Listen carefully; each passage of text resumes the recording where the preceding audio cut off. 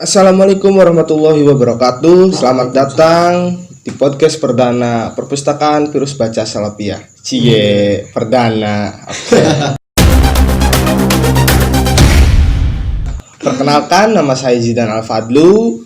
Sekarang saya bersama teman saya Muhammad Payrus Pariski. Ya. Kali ini kita akan membahas dampak dari era digitalisasi bagi pemuda. Betul? Ya, betul. Oke. Siap.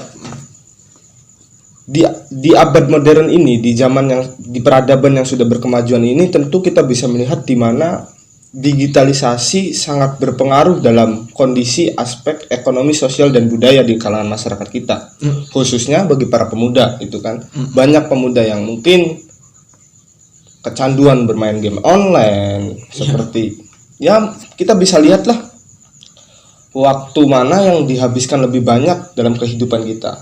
Mungkin kan dari memegang smartphone atau bermain media sosial. Kita bisa lihat kita sendiri kan lebih banyak waktu untuk menggunakan smartphone daripada hal-hal baik yang lain itu. Nah, dari hal tersebut mungkin di sini kita bakal mendapati hal-hal yang memang positif ya. Hal-hal yang memang negatif gitu kan. Nah, sekarang kita akan bahas ini secara tuntas gitu. Menyikapi peradaban zaman yang sudah berkemajuan, tapi dengan cara tidak menghilangkan kemajuannya itu, tapi kita mengimbangi kemajuan itu gitu. Jadi supaya kita tidak ketinggalan zaman gitu, tapi kita harus bisa mengikuti zaman. Cuman bagaimana kita tidak terbawa arus itu terlalu deras gitu. Ibaratnya kan kayak gitu ya enggak? Nah, menurut Anda gimana sih era digitalisasi sekarang ini? Era digitalisasi sekarang ini ya kita sudah bisa mendapatkan banyak pemuda. Ini kan pemuda ya tadi ya. Pemuda itu kan pastilah semua, nggak semua juga, tapi banyak gitu. Hampir seluruh pemuda itu ya pasti udah memegang smartphone. Bahkan anak kecil juga kan sekarang udah udah tahu sendiri gitu kan. Tapi kita kan ngelihatnya dari kacamata dampak positif dan negatifnya gitu. Si pemuda ini tuh lebih condong memanfaatkan smartphone itu positifnya yang banyak atau negatifnya yang banyak gitu kan. Nah, kalau misalkan pemuda ini lebih menggunakan smartphone-nya itu negatifnya lebih banyak, ya ini masalah gitu kan. Ini masalah yang harus kita hadapi. Nah, sekarang kan kita berikan contohnya aja dulu ya, dampak positif dan negatifnya gitu. Sebenarnya dampak positifnya itu hanya sebagian kecil ya, tapi yang lebih banyak itu adalah dampak negatifnya yang kita tahu kan. Kalau menurut saya kita ngelihat aja lah kita di teman-teman kita di sekitaran kita gitu kan, banyak orang-orang yang buang-buang waktu hanya untuk mengisi lini masa. Iya gitu, bermain-main sosial media sampai lupa waktu, itu kan salah satu dampak negatif gitu kan. Bermain game secara lupa waktu gitu kan, itu juga dampak negatif gitu kan. Itu banyak banget gitu yang udah bisa kita kita tahu, kita lihat secara setiap hari gitu kan ya. Itu juga kan di setiap hari gitu. Apalagi yang memang dari segi yang enggak kita tahu gitu, ini orang ngapain gitu kan, main smartphone sampai lupa waktu seperti itu kan. Nah iya kan, oke mungkin ya kita bisa lihat sekarang banyak anak muda yang kecanduan dengan game online, terus ya di Instagram, Facebook, Twitter dan lain sebagainya. Kita semua orang yang aktif, interaktif di dunia media sosial seperti itu gitu kan. Bahkan kehidupan kita tidak bisa terlepas dari pengaruh digitalisasi tersebut. Karena memang sebenarnya menurut saya bukan suatu kesalahan, memang suatu keharusan. Cuman mungkin kita tidak dituntut untuk berlebihan gitu. Kita hanya bolehlah kita main sesekali main game gitu. Dalam sehari cuman beberapa kali main gitu kan. Dalam sehari beberapa kali kita buka smartphone gitu kan. Kalau memang susah ya paling tidak ya ketika kita ada kegiatan seperti ya contohnya ketika melaksanakan kegiatan belajar mengajar, ketika disuruh orang tua ya paling tidak kita bisa gitu meninggalkan smartphone itu sebentar gitu. Iya, sebentar Kita aja. tidak mesti larut dalam wah itu sampai berhari-hari ya sampai lupa waktu yang tadi Anda sebutkan itu kan. Karena memang mungkin kita mengakui bahwa kita sendiri sama itu. Kadang lupa waktu dengan bermain media sosial tersebut. Tapi bukan berarti bermain media sosial ini kan dampaknya buruk gitu. Enggak kayak gitu kan. Enggak sebenarnya media sosial ini bisa gitu loh menumbuhkan sifat kritis kita, terus sifat apa ya? Keingintahuan kita gitu kan. Padahal di media sosial ini semua bisa diakses dengan mudah gitu kan. Ya tapi kita pemuda sekarang kan cenderungnya itu salah menggunakan smartphone itu kan. Salah apa ya? Salah memilih gitu kan ya. Pilihan kita hanya sekedar kita kayak salah memilih buat ini smartphone itu harusnya kan dari awal diciptakan smartphone itu kan untuk memudahkan kita untuk mencari informasi gitu kan, dari yang kita tidak tahu di sana ada apa kan kita bisa lewat smartphone kita bisa tahu yang di sana. Nah tapi kan itu sudah menjadi ortodoks gitu, itu sudah menjadi tradisi lama. Sekarang kan kebanyakan pemuda itu ya memang menggunakannya untuk cenderung hal-hal yang kurang menguntungkan bagi diri sendiri gitu. Nah sebetulnya dari dampak positifnya juga banyak kalau misal kita mau menggali lebih dalam gitu. Bukan hanya sekedar negatifnya saja, kita juga bisa lewat video-video di YouTube semisalkan itu kan banyak gitu, ada channel-channel YouTube yang bisa mengedukasi gitu kan. Nah dari channel edukasinya saja yang kita tahu, channel edukasi itu kan kurang diminati oleh sebagian orang gitu kan. Nah dari situ saja kan kita sudah tahu kalau semisalkan yang channel YouTube edukasi aja itu kurang, berarti kan yang aware terhadap yang peduli terhadap konten-konten edukasi itu sedikit. Ya enggak? Ya bahkan kan yang lebih dari itu kan sekarang itu buku itu ditinggalin gitu. Yang saya apa ya? Nelangsa lah kalau kata bahasa itu nelangsa gitu ya. Prihatin gitu. Iya, di mana bacaan lebih tontonan lebih menarik daripada bacaan itu sendiri gitu kan. Daripada bacaan itu sendiri. Kita bisa lihat sekarang di sekolah-sekolah ya enggak, di sekolah-sekolah atau dimanapun gitu. Coba kita lihat persentase orang yang memang gemar membaca dengan orang yang sering bermain smartphone gitu kan, lebih cenderung yang mana gitu kan. Padahal di smartphone pun kita bisa gitu cari-cari baca-baca buku gitu kan ya. Kita bisa cari gitu kan, bisa beli di Google Playbook itu kan ada gitu buku-buku. Cuman eksploitasi atas hal-hal tersebut kurang gitu. Yang kita tahu smartphone hanya untuk kita cari senang-senang apa segala macam itu kan.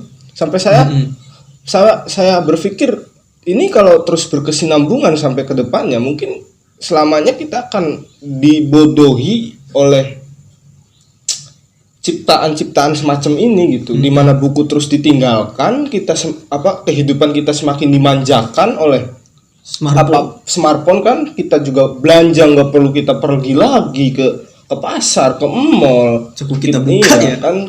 Iya benar. Itu kan ya kan baca ya bisa kita cari. Cuman jika terus-terusan seperti ini mungkin nanti yang terjadi malah sifat kritis generasi muda kita, sifat bertanya, sifat ingin tahu yang seharusnya dimiliki oleh setiap pemuda ya enggak. Kan itu kurang bisa bisa dilihat gitu atau bisa diimplementasikan gitu kan. Karena cenderung pada hal-hal yang lebih dominan pada hal-hal yang buruk itu gitu kan. Sedangkan dalam Undang-Undang 45 salah satu tujuan dari bangsa ini mencerdaskan kehidupan berbangsa gitu. Nah, bagaimana kita ingin bisa cerdas, kita bisa ingin jika dunia-dunia seperti membaca buku, menulis atau belajar kita tinggalkan gitu. Nah, kan gitu. Nah, sebenarnya walaupun kita nggak membaca buku, kita malas gitu kan. Enggak, ya tadi yang kamu sebutkan itu udah mewakili gitu kan. Di YouTube ada dimanapun sekarang bisa, di smartphone itu informasi itu mudah gitu, kita Mudah pengen cari didapatkan. tahu apa, cari gitu kan. Tapi dalam realitas yang ada gitu, dalam realitas yang ada kita lihat beberapa orang, apa dari 10 cuma 1 orang yang seperti itu gitu. Rata-rata ya gitu, kita larut dalam bermain game online, terus apa ya, nonton video yang apa ya namanya, immoral kayak gitu kan, lebih banyak kayak Benar-benar. gitu. Jadi orang yang kritis itu bisa dihitung gitu kan. Iya. Dari sebagian banyak orang hanya sekedar sekelumit saja yang mempunyai sikap kritis tersebut. Ya karena memang dampaknya seperti tadi gitu kan. Nah, kita kan sudah tahu gitu. Smartphone ini kalau semisalkan kita penggunaannya salah, ya berarti ini masalah gitu kan. Iya, benar, Ini masalah gitu kan. Ini harus kita rubah gitu. Perlahan-lahan ini harus kita rubah gitu kan. Nah, pertanyaannya kan gimana? Pertanyaannya apa ya, apa gitu yang harus kita lakukan untuk mencegah seperti ini gitu. Jadi supaya solusinya lah, kita bicara solusi lah. Oke, tadi kita sudah sebutkan kan ya beberapa dampak negatif yang memang ada positifnya gitu kan ya. Positifnya seperti tadi ya, kita bisa gunain smartphone untuk belajar, untuk mencari informasi gitu kan. Iya. Untuk membaca dan untuk segala macam ilmu pengetahuan sebenarnya kita bisa dapat di dalam internet itu, di dalam dunia maya itu. Tapi terkadang masih banyak yang condong hanya untuk bersenang-senang saja gitu. Bahkan banyak sekali kisah saking asiknya main game online sampai lupa belajar, sampai lupa ulangan atau apa gitu kan. Banyak banget kisahnya. Nah, solusinya apa gitu supaya ini jangan berlebihan. Bahkan karena smartphone juga kan ada yang sampai terkena hoax gitu. Banyak banget. Iya kan, di media sosial itu Media kan sosial itu karena kita gudangnya itu, hoax. iya kan, karena kita itu apa namanya, nggak fobia terhadap membaca ya. Bukan fobia, kalau fobia terlalu kasar gitu, apa namanya, terlalu berlebihan. bukan terlalu berlebihan, apa namanya, kita malas gitu untuk membaca gitu kan. Akhirnya kita hanya nge-share sampai kita nggak baca lagi. Ternyata berita itu berita hoax gitu. Kita nggak mau cari sumber lain, kita malas mengklarifikasi, kita malas ya untuk mencari hal-hal yang ini tuh benar atau enggak. Akhirnya ini salah satu dampak yang sangat besar, yaitu media sosial. Ketidakbijakan dalam menggunakan media sosial dapat ya ini menyebabkan hoax di mana-mana gitu kan. Nah, setelah semua itu kan kita udah lihat fata morgana yang terjadi seperti apa, fenomena yang ada seperti apa. Nah, sekarang bagi Anda sendiri gitu yang umumnya adalah seorang generasi muda, solusinya seperti apa gitu? Bicara mengenai solusi sih ya, tadi kan kita udah bicara dampaknya ya. Sebetulnya kita susah sih kalau misalkan nyari solusi kayak gini gitu tanpa tahu penyebabnya gitu. Kita cari dulu penyebabnya kira-kira apa tuh yang membuat semua orang itu apa namanya, lebihnya tuh kepada hal-hal yang negatif daripada positif. Penyebabnya tuh gimana gitu? Sebenarnya nggak perlu kita cari pun kita sudah mengetahui apa penyebabnya. Karena sesuatu hal yang negatif atau sesuatu hal yang tidak mengedukasi, immoral dan lain sebagainya gitu kan. Itu mudah untuk kita cerna. Pertama itu mudah untuk kita cerna. Kedua menghibur. Ketiga kita itu merasa asik gitu dengan hal-hal seperti itu tuh. Ya kan? Kadang juga memuaskan nafsu kita gitu. Iya benar. Kan? Sedangkan kalau kita ngegunain untuk belajar, untuk yang lain seperti baca gitu kan, malas gitu kan, baca di HP atau di smartphone. Di HP kita kan tulisan banyak banget kita baca, di buku aja kita malas gitu kan. Terus video-video tontonan sekarang yang bersifat itu kan kadang masih ada yang tuh bosan banget melihatnya kayak gini doang kan, padahal isinya bagus itu kan. Banyak yang kayak gitu kan. Itu ya penyebabnya itulah karena apa, di smartphone itu kita lebih mudah gitu mencari hal-hal yang sifatnya menyenangkan, jadi hedonisme yang ada dalam diri kita itu mudah untuk kita tuangkan gitu di dalam smartphone gitu, di dalam khususnya ya di media sosial gitu. Nah kita udah tahu penyebabnya tadi kan. penyebabnya kita udah tahu. Nah, jadi sekarang kita Solusi. nyari solusinya ya. Solusi Kalau yang menurut kamu sendiri yang gimana baik. solusinya? Yang baik. Ya singkat tapi bisa dipahami oleh semua orang gitu. Solusinya gimana? Menurut saya solusi yang pertama gitu kan. Solusi yang pertama ya kita sebagai orang-orang yang memang apa sih ya? Aware gitu kan, kita Iya. aware kan terhadap kayak gitu. Iya. Terhadap apa? Pemuda yang kayak tadi gitu kan, kita sebagai orang yang aware ya kita harus apa sedikit-sedikit mengajak ke seorang itu untuk ayo gitu kita bikin suatu apa gitu yang bisa Yang lebih bermanfaat. yang gitu. lebih bermanfaat gitu kan, karena mungkin dari mereka gitu berpikir saya nggak ada yang ngajak, nggak ada yang kayak gini, karena semua orang juga kan teman-temannya juga kalau misalkan nggak ada yang ngajak untuk berbuat hal baik ya mungkin ya berbuat hal yang kayak gitu sama-samaan bareng-bareng gitu kan. Iya. Kalau misalkan kita udah ngajak aja itu kan udah kayak apa ya, langkah pertama untuk kita mewujudkan suatu hal yang apa menuju hal yang bermanfaat gitu, kayak ya kita bikin suatu perkumpulan atau gimana gitu kan. Iya, Itu kan saya bisa. setuju. Iya. Itu kan bisa gitu kan. Kalau misalkan orang-orang yang memang hal-hal yang seperti itu udah terminimalisir dan udah terajak, mungkin orang-orang yang sebagian tadi itu apa seperti kayak ya iya gitu tadi, orang-orang yang sebagian tadi karena melihat kita yang seperti apa, wah kayaknya menyenangkan nih sama dia, kita melakukan hal yang memang bermanfaat, dia bakalnya terajak oleh kita, saya juga ikutan gitu kan. Berarti kita membutuhkan wadah gitu kan ya, wadah dalam artian Iya, itu. atau dalam suatu bentuk komunitas atau organisasi kan ya. benar. Di luar kan banyak itu, ada komunitas Vespa, ada komunitas itu kan, tinggal Iya. bagaimana mengeksploitasi wadah tersebut untuk lebih bermanfaat dalam konteks, dalam aspek sosial masyarakatnya gitu kan. Dan dalam hal pendidikan khususnya gitu kan. Berarti salah satu cara yang paling relevan dan paling itu kita buat wadah itu kan. Ya karena kita bisa buat wadah, semisal kita pencinta musik, kita buat wadah musik, forum Iya. musisi atau gimana. Iya. Kalau kita pencinta game, Mobile Legend, terus Free Fire, PUBG gitu, dan lain sebagainya, kita mungkin bisa ya kan, kita persatuan Mobile Legend ini itu kan. Tapi selain nanti kita bikin apa turnamen atau bikin event, kita juga bikin bakti sosial atau apa yang bisa, pertama ya bisa bermanfaat untuk manusia lain, kedua ya juga bermanfaat untuk diri kita Sendiri, gitu kan. oke. Karena kan dalam hadis juga disebutkan khairun nas anfa'uhum linnas gitu kan, sebaik-baiknya manusia Adalah ya, yang yang bermanfaat untuk orang lain gitu kan. Jadi kalau saya diajarin oleh guru saya itu bagaimana hobi kita itu bisa menghasilkan sesuatu yang bermanfaat untuk orang lain sekaligus untuk diri kita sendiri gitu kan.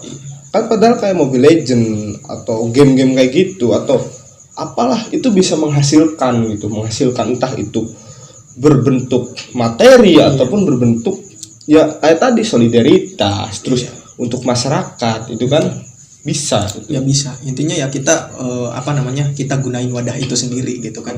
Kita nggak kita harus aware lah. Iya betul. Kita harus aware, kita harus peduli dengan hal-hal yang kayak gitu. Oke, baiklah. Terakhir satu kalimat untuk pemuda di masa sekarang. satu kalimat Iya. apa ya, jadikan hobi kita sebagai eksistensi diri kita sendiri, udah itu Oke. aja lah. Mantap. Oke teman-teman, baik, kita telah sampai pada penghujung acara. Semoga podcast kali ini bermanfaat untuk kalian dan juga untuk khususnya untuk kita sendiri. Terima kasih. Kurang dan lebihnya mohon maaf. Wabillahi taufiq wal hidayah. Wassalamualaikum warahmatullahi wabarakatuh.